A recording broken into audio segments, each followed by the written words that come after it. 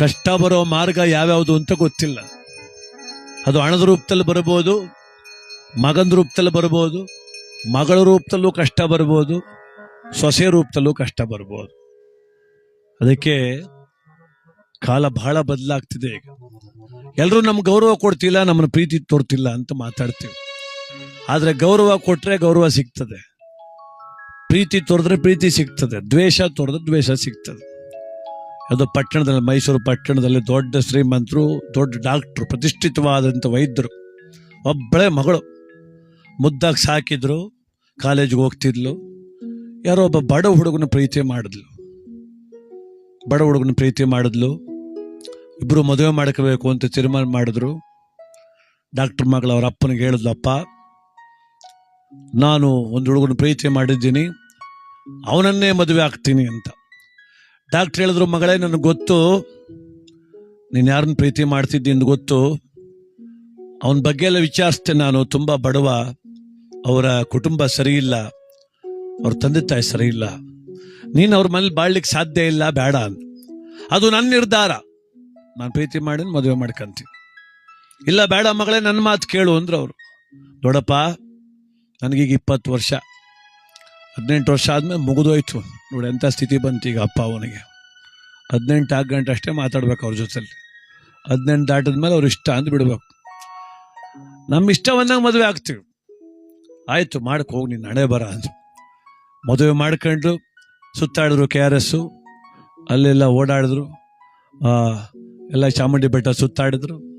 ಎಲ್ಲ ಆದ್ಮೇಲೆ ಆ ಹುಡುಗ ಮನೆ ಕರ್ಕೊಂಡು, ಆ ಹೆಣ್ಮಗಳಿಗೆ ಆ ಹುಡುಗ ಗೊತ್ತಿತ್ತು, ಅವ್ರ ಅವ್ವ ಗೊತ್ತಿರ್ಲಿಲ್ಲ. ಹುಡುಗಾರವ್ವ ಆ ತಾಯಿ 7 ರಮ್ಮಿದ್ದಂಗೆ ರಾಕ್ಷಸಿ, ಏನು ಅಕ್ಕಪಕ್ಕದ ಮನೆಯಲ್ಲೇ ಗಡಗಡ ನಡುಗೋರು. ಅವಳಿಗೆ ಹೆಂಗೆ ಗೊತ್ತು ಪಾಪ. ಮನೆಗೆ ಹೋದ ದಿನವೇ ಪ್ರಾರಂಭ ಆಯ್ತು ಜಗಳ. ಈಕೇನು ನನ್ನ ಗಂಡ ಇವನು, ನಾನು ಹೇಳದ್ ನಡಿಬೇಕು ಅಂತ. ಅತ್ತೆ ನಾನು ಹೇಳ್ದಂಗೆ ಕೇಳೆ ನೀನು, ನನ್ನ ಸೊಸೆ ನೀನು ಅಂತ. ಏನು ಜಗಳ, ದಿನ ಜಗಳಪ್ಪ. ಮದುವೆ ಆಗಿ 1 ತಿಂಗಳು ಆಗೋದಕ್ಕೆ ಆ ಹೆಣ್ಣುಮಗಳಿಗೆ ಅನ್ನಿಸ್ತು ಇದು ಜೀವನ ಅಲ್ಲ, ನರಕ ಅಂತ. ಡಾಕ್ಟರ್ ಮಗಳಿಗೆ ಸುಖದಲ್ಲಿ ಬೆಳೆದವಳು, ಯಾವತ್ತೂ ಯಾರ ಕೈಲಿ ಬಯಸ್ಕೊಂಡವಳಲ್ಲ. ಅತ್ತೆ ಭಾಳ ಘಾಟಿ, ಸ್ಟ್ರಾಂಗ್ ಆಗಿದ್ಲು ಅಮ್ಮ. ಅವಳೇನು ಮಾಡಿದ್ಲು, ಒಂದು ದಿವಸ ಕೋಪ ಬಂತು, ಕಪಾಲು ಕೊಟ್ಲು ಏಟ ಸೊಸೆಗೆ. ಏಟ ಯಾವಾಗ ಬೀಳ್ತು, ಈ ಹೆಣ್ಮಗಳಿಗೆ ಅನ್ನಿಸ್ತು ಯಾಕೋ ನಮ್ಮ ಅಪ್ಪ ಹೇಳ್ತಿದ್ದೆ ಸರಿ ಅಂತ. ಆದ್ರೆ ಏನು ಮಾಡೋದು, ಅಪ್ಪನ್ನೂ ಕಳ್ಕೊಂಡಂಗಾಯ್ತು, ನನ್ನ ಜೀವನ ಹಿಂಗಾಯ್ತು, ನನ್ನ ಗಣ್ಣೋ ಏನೂ ಕೇಳ್ತಿಲ್ಲ, ನಮ್ಮತ್ತೆ ರಾಕ್ಷಸಿ. ಅದಕ್ಕೆ ತೀರ್ಮಾನ ಮಾಡಿದ್ಲು, ನಾನು ಬದುಕುದು ಬೇಡ ಅಂತ. ಹೆಣ್ಮಗಳು ಆತ್ಮಹತ್ಯೆ ಮಾಡ್ಕೊಬೇಕು ಅಂತ ಒಂದು ಪತ್ರ ಬರೆದ್ಲು, ಆತ್ಮಹತ್ಯೆ ಪತ್ರ. ನನ್ನ ಸಾವಿಗೆ ನಾನೇ ಕಾರಣ ಆಗ್ತಾ ಇದ್ದೀನಿ, ತಂದೆ ಮಾತು ಕೇಳದೆ ನಾನು ಈ ದುರಂತಕ್ಕೀಡು ಮಾಡ್ಕೊಂಡೆ, ಪ್ರೀತಿ ಕಣ್ಣಿಲ್ಲ ಅನ್ಕೊಂಡೆ, ನನಗೆ ಕಣ್ಣಿತ್ತು ಯೋಚನೆ ಮಾಡಲಿಲ್ಲ. ಇವತ್ತು ನನ್ನ ಕಷ್ಟ ಯಾರಿಗೆ ಹೇಳನೆ, ಸತ್ತೋಗ್ಬೇಕಂತ ಲೆಟ್ರ್ ಬರೆದ್ಲು. ಎಲ್ಲ ಬರೆದ ಮೇಲೆ ಅನ್ನಿಸ್ತು, ನಮ್ಮಪ್ಪನ ಕ್ಷಮೆ ಕೇಳ್ಬಿಟ್ಟು ಸಾಯ್ಬೇಕು ನಾನು, ಅವ್ನು ಬೇಡ ಅಂತಿದ್ದ ನಮ್ಮಪ್ಪ. ಅದಕ್ಕೆ ಮತ್ತೆ ಬಂದ್ಲು ಡಾಕ್ಟ್ರು, ವೈದ್ಯರ ಹತ್ರ ಬಂದು ಕಾಲಿಗೆ ಬಿದ್ಲು, ಅಪ್ಪ ನನಗೆ ಕ್ಷಮಿಸ್ಬಿಡಪ್ಪ. ಏನಕ್ಕೆ ಕ್ಷಮಿಸನವ, 18 ವರ್ಷದ ಒಳಪಟ್ರೆ ಮಾತ್ರ ಅಪ್ಪ ಅವ ನಿಮಗೆ ಕ್ಷಮಿಸ್ಬೋದು, ನಿಮ್ಗೊಂದು ಮಾತು ಅನ್ಬೋದು. 18 ಆಗೋಗೋದಿಲ್ಲವ ನಿನಗೆ, ನಿನ್ನನ್ನು ಕ್ಷಮಿಸೋ ಅರ್ಹತೆನೂ ನನಗಿಲ್ಲ, ನಿನಗೆ ಬುದ್ಧಿ ಹೇಳೋ ಅರ್ಹತೆ ಇಲ್ಲ, ಹೋಗು ನಿನ್ನ ಬದುಕು ನೀ ಮಾಡು. ಇಲ್ಲಪ್ಪ ನಾನಿವತ್ತು ಸಾಯ್ತಾ ಇದ್ದೀನಿ. ಡಾಕ್ಟರ್ ಕಣ್ಣಲ್ಲಿ ನೀರು ಬಂತು. ಒಬ್ಬಳೇ ಮಗಳು, ನೀನು ಇಷ್ಟು ಚಂದವಾಗಿ ಸಾಕಿವನೇ, ಸಾಯ್ತೀನಿ ಅಂತೆಲ್ಲ ಮಗಳೇ, ಬದುಕು. ಇಲ್ಲಪ್ಪ ಬದುಕೋಕ್ಕಾಗೋದಿಲ್ಲ, ನೀನು ಮಾತು ಕೇಳದೆ ತಪ್ಪು ಮಾಡಿದೆ. ನನ್ನತ್ತೆ ಇದ್ದಾಳಲ್ಲ, ನನ್ನತ್ತೆ ಮನುಷ್ಯಳಲ್ಲ, ಅವಳು ರಾಕ್ಷಸಿ, ಅವಳ ಜೊತೆಲಿ ಬದುಕೋದು ಭಾಳ ಕಷ್ಟ. ಅದಕ್ಕೆ ನಾ ಸಾಯ್ತೀನಿ. ಬೇಡ ಮಗಳೇ ನೀ ಸಾಯ್ಬಾರ್ದು ಅಂದ್ರು ಡಾಕ್ಟ್ರು. ಅಪ್ಪ ನಾನು ಸಾಯ್ಬಾರ್ದು. ಹಂಗಾದ್ರೆ ನೀನೊಂದು ಸಹಾಯ ಮಾಡಿ ನನಗೆ. ಏನು ಮಾಡೋದು, ಹೆಂಗೂ ನೀನು ಡಾಕ್ಟ್ರು, ನಿನಗೆಲ್ಲ ಗೊತ್ತು ತಾನೆ. ಯಾವ್ದಾದ್ರು ವಿಷದ ಮಾತ್ರೆ ಇದ್ರೆ ಕೊಟ್ಬಿಡು, ಹೆಂಗೂ ನಾನೇ ಅಡುಗೆ ಮಾಡ್ತೀನಿ, ಯಾರಿಗೂ ಗೊತ್ತಾಗ್ದಂಗೆ ಅಡುಗೆ ಒಳಗೆ ಹಾಕಿ ನಮ್ಮ ಅತ್ತೆಯ ಸಾಯಿಸ್ಬಿಡ್ತೀನಿ. ಅವಳು ಸತ್ರೆ ನಾ ಚೆನ್ನಾಗಿರ್ತೀನಿ. ಡಾಕ್ಟ್ರ್ ಹೇಳಿದ್ರು, ನಮ್ಮಪ್ಪ ಅಮ್ಮ ಬಡತನದಲ್ಲಿ ಓದಿಸಿ ಡಾಕ್ಟ್ರ್ ಮಾಡೋರು ನನ್ನ, 4 ಜನ ಜೀವ ಉಳಿಸು ಅಂತ, ನಿಮ್ಮ ಅತ್ತೆ ಸಾಯಿಸು ಅಂತಲ್ಲ, ಹೋಗೋ ಕೆಲಸ ನೋಡು ಅಂದ್ರು. ಆ ಹೆಣ್ಮಗಳು ಅಂದ್ಲು, ಹಂಗಾರೆ ನಿನ್ನ ಮಗಳು ಸಾಯ್ತಾಳೆ. ಬೇಡ ನೋಡು, ಈಗ 2ರಲ್ಲಿ 1 ತೀರ್ಮಾನ, ನಮ್ಮ ಅತ್ತೆ ಇದ್ರೆ ನಾನು ಬದುಕೋದಿಲ್ಲ, ನಾನು ಬದುಕಿದ್ರೆ ಅವಳಿರಂಗಿಲ್ಲ, ನಿಂದೇ ತೀರ್ಮಾನ. ಡಾಕ್ಟ್ರ್ ಇನ್ನೇನು ಮಾಡೋರು ಪಾಪ, ಮಗಳು ಉಳಿಸ್ಕೋಬೇಕಲ್ಲ. ಒಳಗಡೆ ಹೋದ್ರು, ಒಂದು 30 ಮಾತ್ರೆ ಕವರ್ಗೆ ಹಾಕಿ ಬಂದು ಕೊಟ್ರು, ತಗೋ, ಇದು ವಿಷದ ಮಾತ್ರೆನೇ, ಅದು ಸ್ಲೋ ಪಾಯ್ಸನ್, ದಿವ್ಸಕ್ಕೆ ಒಂದೊಂದು ಮಾತ್ರೆ ಹಾಕ್ಬೇಕು ನಿಮ್ಮ ಅತ್ತೆಗೆ.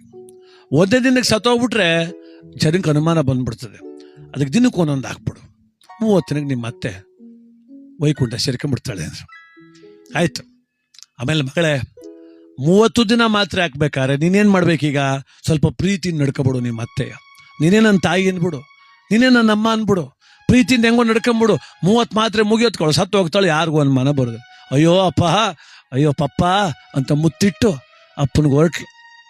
ಮನೆಗೆ ಬಂದ್ಲು, ಅತ್ತೆ ಕಾಲಕ್ಕೆ ಬಿದ್ಲು. ಅತ್ತೆಮ್ಮ ಕ್ಷಮಿಸು, ನೀನು ನನ್ನ ಪಾಲಕ ದೇವರು, ನಮ್ಮ ತಾಯಿ ಇಲ್ಲ, ನೀನೇ ನನ್ನ ತಾಯಿ ಅಂದ್ಲು. ಈ ಅತ್ತೆ ಅನ್ಕೊಂಡ್ಲು ಎಲ್ಲ ಅವ್ರ ಅಪ್ಪ ಬೈದು ಕಳ್ಸವ್ರೆ, ಬುದ್ಧಿ ಹೇಳವ್ರೆ ಅಂತ. ಆಯ್ತು ಹೋಗು ಅತ್ತೆಮ್ಮ, ಇವತ್ತಿನಿಂದ ನಾನು ನಿನ್ನ ಮಗಳು, ಸೊಸೆ ಅಲ್ಲ. ಈ ಸಂತೋಷಕ್ಕೆ ಇವತ್ತು ಗಸಗಸೆ ಪಾಯಸ ಮಾಡ್ತೀನಿ, ನೀನು ಕುಡಿಬೇಕು, ಮಾಡು ಅಂದ್ಲು ಅವಳು. ಸೊಗಸಾಗಿ ಗಸಗಸೆ ಪಾಯಸ ಮಾಡಿ ಒಂದು ಲೋಟಕ್ಕೆ ಹಾಕಿ ಅಡುಗೆ ಮನೆ ನಿಂತ್ಕೊಂಡು ಯಾರಿಗೂ ಕಾಣ್ದಂಗೆ ಒಂದು ಮಾತ್ರೆ ತೆಗೆದು ಕೈಲಿ ಹಿಡ್ಕೊಂಡು, ನನ್ನ ಮನೆ ದೇವರೇ, ನಮ್ಮಪ್ಪ ಹೇಳವನೆ 30 ಮಾತ್ರೆಗೆ ನಮ್ಮ ಅತ್ತೆ ಸತ್ತೋಗ್ತಾಳೆ ಅಂತ. ಅಯ್ಯೋ, ಅಲ್ಲಿ ತನಕ ತಾಳ್ಮೇಲೆ ಇರೋಕೆ ಆಗೋಲ್ತು ಕಣಪ್ಪ, ಒಂದು 20 ಮಾತ್ರೆಗೆ ಹೋಗ್ಬಿಡುವಂಗೆ ಮಾಡ್ಬಿಡಪ್ಪ ಅಂತ ಮೊದಲನೇ ಮಾತ್ರೆ ಹಾಕಿದ್ಲು. ವಿಷದ ಮಾತ್ರೆ ತಂದು ಅತ್ತೆ ಕೊಟ್ಲು. ಪಾಪ ಅವಳು ಗೊತ್ತಿಲ್ಲ, ಕುಡಿದ್ಲು ಅವಳು. ಬೆಳಗ್ಗೆ ಎದ್ದು 5 ಗಂಟೆಗೆ ಕಾಫಿ ಲೋಟ ಹಿಡ್ಕೊಂಡು ಅತ್ತೆ ಪಕ್ಕದಲ್ಲಿ ನಿಂತವಳೆ. ಏಕವ ಇಷ್ಟೊತ್ತಿಗೆ ಎದ್ದಿದ್ದಿ ಅಂದ್ಲು. ಅಯ್ಯೋ ಅತ್ತೆ, ನೀ ಚೆನ್ನಾಗಿರ್ಬೇಕು ಅಂತಾಳೆ ಮೇಲೆ, ಒಳಗೆ ಮಾತ್ರ ಬೇಗ ಸಾಯ್ಬೇಕು ಅಂತ. ಪಾಪ ಅಮ್ಮ ಏನೋ ಸೊಸೆ ಬದಲಾಗ್ಬಿಟ್ಲು ಅಂತ. ಅವತ್ತು ಸಂಜೆ ತನಕ ದುಡ್ದದ್ದು, ನಿಂಗೇನು ಬೇಕು, ಮಧ್ಯಾಹ್ನಕ್ಕೆ ತಂಗಳು ತಿನ್ನಬಾರ್ದು, ಬಿಸಿ ಅಡುಗೆನೇ ಮಾಡ್ತೀನಿ, ಸಂಜೆ ಹೊತ್ತು ಮಾತ್ರ ನಾನು ಅಡುಗೆ ಮಾಡ್ತೀನಿ, ಯಾಕೆ ಮಾತ್ರೆ ಹಾಕ್ಬೇಕಲ್ಲ ಪ್ರತಿ ದಿವಸ. ಹೆಂಗೋ ಹಾಕಿದ್ಲು. ಒಂದು 5-6 ದಿವಸ ಆಯಿತು. ಅತ್ತೆಗೆ ಅನ್ನಿಸ್ಬಿಡ್ತು, ಅತ್ತೆಗೆ ಎಂಥ ಮುತ್ತನಂತ ಸೊಸೆ ನನ್ನ ಮಗ ಪಡ್ಕೊಂಬಂದವನೇ, ಇಂಥ ಹೆಣ್ಮಗಳಿಗೆ ನಾ ಬೈಬೋದಾ, ಇಂಥ ಹೆಣ್ಮಕ್ಳನ್ನ ನಾ ಹೊಡಿಬೋದಾ. ಅವಳೇನು ಮಾಡಿದ್ಲು, ಮತ್ತೆ ಬೆಳಗ್ಗೆ ಹೇಳೋತ್ತಿಗೆ ಸೊಸೆ ಮ್ಯಾಕೆ 5 ಗಂಟೆಗೆ ಎದ್ದೊಳ್ತಿದ್ಲು, ಇವಳು 4 ಗಂಟೆಗೆ ಎದ್ದು ಅವತ್ತು ಕಾಫಿ ಮಾಡ್ಕೊಂಬಂದು ಸೊಸೆ ಕೊಡ್ತಾಳೆ, ತಗವ ದಿನ ನೀನೇ ದುಡಿತಿ, ಇವತ್ತು ನೀನು ನಿನ್ನ ಗಂಡ ಮೈಸೂರೆಲ್ಲ ಸುತ್ಕೊಂಬನ್ನಿ, ನಾನು ಅಡುಗೆ ಮಾಡ್ತೀನಿ, ನಾನು ಕಸ ಗುಡಿಸ್ತೀನಿ, ನಾನು ಪಾತ್ರೆ, ನೀವು ಕೆಲಸ ಮಾಡು, ನೀ ಪಾತ್ರೆ ತೊಳಿ, ನಾನು ಮನೆ ಎಲ್ಲ ಸ್ವಚ್ಛ ಮಾಡ್ತೀನಿ, ನೀನು ಅಡುಗೆ ಮಾಡು, ನಾನು ತರಕಾರಿ ಹೆಚ್ಚಿಕೊಡ್ತೀನಿ. ಅನ್ಯೂನ್ಯತೆ ಬಂದ್ಬಿಡ್ತು. ಅಯ್ಯೋ, ಅವಳ ಪ್ರೀತಿ ತೋರಿದ್ರು, ಇವಳು ಪ್ರೀತಿ ತೋರಿದ್ರು, ಪ್ರೀತಿ ತೋರಿದ್ರು, ಅವಳ ಪ್ರೀತಿ ತೋರಿದ್ರು. ಒಂದು 20 ದಿನ ಆಗುವಷ್ಟರಲ್ಲಿ ಅಕ್ಕಪಕ್ಕದ ಮನೆಯವ್ರಂತವ್ರೆ, ಎಷ್ಟು ಬದಲಾಗ್ಬಿಟ್ರಪ್ಪ ಅತ್ತೆ ಸೊಸೆ ಅಂತ. ಮಗ ಸಂತೋಷವಾಗಿ ನೆಮ್ಮದಿಯಾಗವನೇ, ನಮ್ಮವ್ವ ನನ್ನ ಹೆಂಡತಿ ಹಿಂಗೆ ಇದ್ಬಿಟ್ಟು ಸಾಕನಪ್ಪ ಜೀವಮಾನ ಎಲ್ಲ ಅಂತ. 20 ದಿನ ಆಗೋತ್ತಿಗೆ ಸೊಸೆಗನ್ನಿಸ್ತು, ಎಂಥ ತಪ್ಪು ಮಾಡ್ತಾವನಿ ನಾನೇನೋ ಮಾತ್ರೆ ಹಾಕ್ಬೇಕು, ಅದಕ್ಕೆ ಈ ಪ್ರೀತಿ ಸುಮ್ಮನೆ ಮಾಡ್ತಾವ್ರೆ. ನಮ್ಮತ್ತೆ ಗೊತ್ತಾ ಪಾಪ, ಅದು ಆ ವಯಸ್ಸಾದ ಮುದುಕಿ, ಈ ವಯಸ್ಸಲ್ಲಿ ನನ್ನ ಸೇವೆ ಮಾಡೋಕೆ ಬತ್ತವಳೆಲ್ಲ, ಇಂಥ ಅತ್ತೆ ಸಾಯಬಾರ್ದು ಅಂತ ಅವಳು ಓಡಿದ್ಲು. ಮತ್ತೆ ಆಸ್ಪತ್ರೆಗೆ ಡಾಕ್ಟರ್ ಹತ್ರ, ಅಪ್ಪಾ ಏನ್ ಮಗಳೇ ಅಂದ್ರು. ನಾನು ಮತ್ತೆ ಉಳಿಸು ಅಂದ್ಲು. ಏನ್ ಬುದ್ಧಿ ಇಲ್ವ ನಿನಗೆ, ಎಷ್ಟು ಮಾತ್ರೆ ಹಾಕಿದ್ರಿ ಅಂದ್ರು ಅವರು. 20 ಅಂದ್ಲು ಅವಳು. ಮತ್ತೆ ಹೋಗು ತಿಥಿ ಕಾರ್ಡ್ ತಗೊಂಡ್ ಬರೋಗು, ಬತ್ತೀನಿ ತಿಥಿಗೆ ಅಂದ್ರು ಅವರು. ಅಯ್ಯಯ್ಯೋ, ಹಂಗಂದ್ರೆ ಹೆಂಗಪ್ಪ, ಮತ್ತಿನ್ನೆಂಗೆ 20 ಮಾತ್ರೆ ಆಗೋದು ಮುಗೀತಲ್ಲ ಜೀವ, ಹಂಗಾಗಬಾರ್ದು, ನಮ್ಮ ಮತ್ತೆ ಉಳಿಬೇಕು, ಉಳಿಗೆ ಸಾಧ್ಯವೇ ಇಲ್ಲ ಅಂದ್ರೆ ಅವರು. ಕಾಲು ಕಟ್ಕೊಂಡ್ಬಿಟ್ಲು. ಅಪ್ಪ ನಮ್ಮತ್ತೆ ಏನಾದ್ರೂ ಮಾಡಿ ಉಳಿಸ್ಕೊಡಪ್ಪ. ಇಲ್ಲಮ್ಮ, ಹಂಗಾದ್ರೆ ನಮ್ಮತ್ತೆ ಸತ್ತು 1 ಗಂಟೆಗೆ ನಾನು ಇರುವುದಿಲ್ಲ, ನಾನು ಸತ್ತು ಹೋಗ್ತೀನಿ.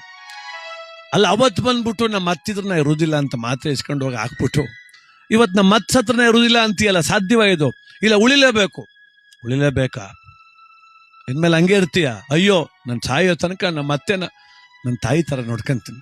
ಹೋಗು ಮಗಳ, ಹೆಂಗಾದ್ರೆ ಸಂತೋಷವಾಗಿರು, ಏನೂ ಆಗುದಿಲ್ಲ, ಹೋಗು, ಏನೂ ಆಗುದಿಲ್ಲ ಅಂತೀಯಲ್ಲಪ್ಪ. 20 ಮಾತ್ರೆ ಹಾಕ್ಬಿಟ್ಟಿವ್ ನೀನು, ಏನೂ ಆಗಲ್ಲ, ಹೋಗಮ್ಮ. ನಿನಗೆ ಬುದ್ಧಿ ಇಲ್ಲ ಅಂದ್ರೆ ನನಗಿಲ್ಲ ಅನ್ಕೊಂಡ ನೀನು? ನಿನಗೆ ವಿಷದ ಮಾತ್ರೆ ಅಂತ ಕೊಟ್ಟನಲ್ಲ, ವಿಷದ ಮಾತ್ರೆ ಅಲ್ಲ ಅವು, ಪ್ರೋಟೀನ್ ಮಾತ್ರೆ ಅವು. ನಿನಗೆ ಬುದ್ಧಿ ಬರಲಿ ಅಂತ ಕೊಟ್ಟು ಕಳಿಸ್ತೆ. ನೋಡೋಗಿ ನಿಮ್ಮ ಮತ್ತೆ ತೂಕ ಮಾಡಿಸು, 5 kg ಜಾಸ್ತಿ ಆಗವ್ರಿ ಈಗ, ಇನ್ನೊತ್ತು ಹಾಕ್ಬಿಡು, ಇನ್ನೂ ಸುರೋಯ್ತಾಳವ ಅಮ್ಮ ಅಂದ್ರ. ಯಾಕೆ ಗೊತ್ತ ಮಗಳೇ, ನೀನು ಪ್ರೀತಿ ತೋರ್ದಲ್ಲ, ಪ್ರೀತಿ ವಾಪಸ್ ಬಂತು. ನೀನು ದ್ವೇಷ ತೋರ್ತಿದ್ದೆ, ದ್ವೇಷ ನಿಮ್ಮ ಮತ್ತೆ ತೋರ್ತಿದ್ಲು. ಹಂಗೆ ಈ ಜೀವನ. ನಮಗೆ ಪ್ರೀತಿ ಬೇಕಾ? ಪ್ರೀತಿ ತೋರ್ಬೇಕು. ಕೋಪ ಬೇಕಾ? ದ್ವೇಷ ಬೇಕಾ? ದ್ವೇಷ ತೋರ್ಬೇಕು. ಅದರಿಂದ ಪ್ರೀತಿಯಿಂದ ಪಡಿಬೇಕೆ ಹೊರತು ದ್ವೇಷದಿಂದ ಪಡಿಲಿಕ್ಕೆ ಸಾಧ್ಯನೇ ಇಲ್ಲ ಜಗತ್ತು.